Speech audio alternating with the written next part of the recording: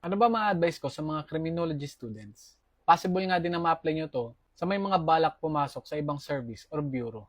Number one, focus kayo sa academics at alagaan nyo ang pangangatawan nyo. Alalahanin ninyo pag pumasok kayo, hindi sapat lang na graduate ka. Kailangan mo ng eligibilities. Kailangan nyo maipasa either PNP entrance exam, criminology board, PNPA cadet admission test, at iba pang eligibilities. Kaya ngayon pa lang, habang college pa lang kayo, seryosohin nyo yung academics. Alagaan nyo yung katawan nyo dahil masela ng pagpili sa mga bureau, especially sa medical. Marami nga dito ang nadidisqualify. Mag-ingat din kayo at iwasan nyo magkaroon ng mga major injuries dahil marami ding nadidisqualify dito. Nagkakaroon ng deformities or nahihirapan mag-perform sa physical fitness test. Kadalasang halimbawa nito ay yung mga na-aksidente sa motor. Kaya mag-ingat kayo lagi. Lagi din kayo mag-involve sa mga physical activities or exercises dahil magagamit nyo ito pagdating ng BMI and physical fitness test. Pangalawa, ngayon pa lang alamin nyo na yung mga requirements kung anong bureau na gusto nyong salihan para ma-meet nyo yung mga minimum requirements at maiwasan nyo yung mga disqualifications. Halimbawa na lang sa PNP, bawal yung may tattoo and ear piercing.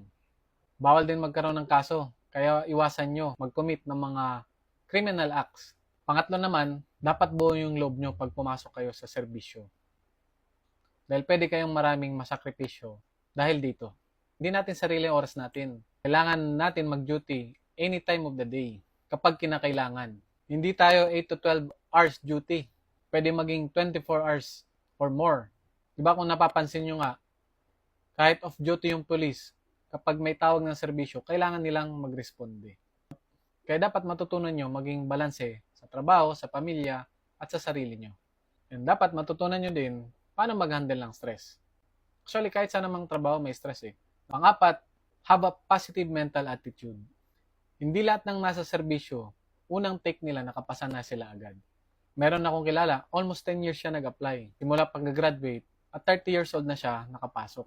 Sa mga naging kaklase ko naman sa PNPA, may kilala ako, 4 times siyang nag-apply bago nakapasa.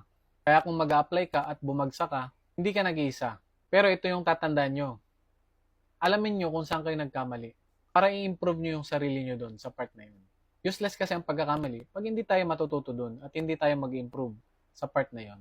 May kasabihan nga, if you're always doing what you have always done, you will always get what you have always got. At sabi nga ni Albert Einstein, when you're doing something over and over and expecting different result, that is called insanity.